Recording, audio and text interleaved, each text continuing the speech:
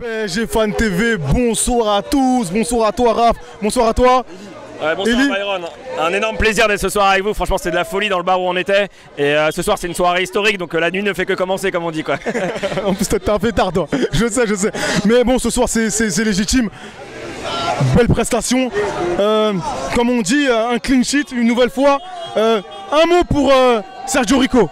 Franchement il a fait le travail ce soir, il nous a rassurés donc merci Sergio. Et ce soir je tiens à souligner en fait qu'on n'a pas tremblé.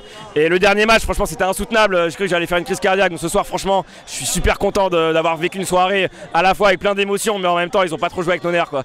Franchement le PSG a été énorme de A à Z, on a largement mérité notre place pour la finale. Maintenant il va falloir finir en beauté, que ça soit l'Olympique Lyonnais, on aimerait bien une finale 100% française, ou alors le Grand Bayern de Munich, ça serait encore plus dur mais on y croit toujours avec Paris de toute manière.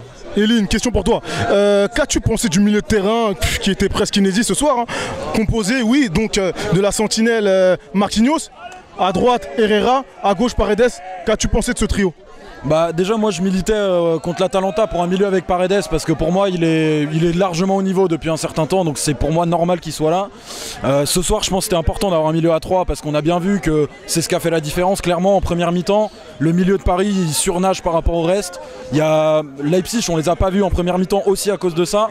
Deuxième mi-temps un peu plus dur parce que physiquement, parce que moins d'efforts, 3-0 tout ça, mais globalement clairement le milieu il a été au niveau. Ça nous a surpris parce qu'on sait que c'est aussi pas le plus gros point fort de Paris.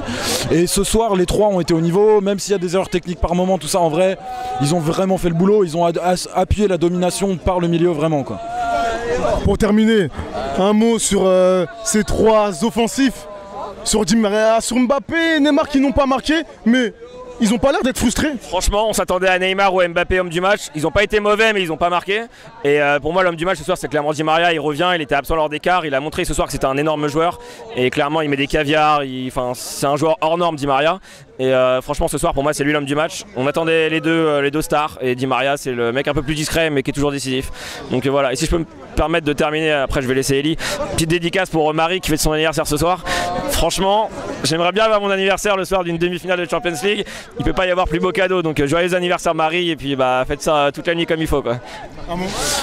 Juste par rapport aux attaquants et notamment Di Maria, il montre qu'il est indispensable et par rapport à Neymar et Mbappé en vrai oui ils marquent pas mais on voit que dans le jeu ils font du mal à la défense, ils sont là, ils les font bosser et c'est aussi pour ça qu'on en met 3 quoi. Donc magnifique. Merci à vous les gars. Ouais, super impatient d'être à dimanche, ça va être de la folie une nouvelle fois quoi. Merci à vous PSG Fan TV encore, merci. Super.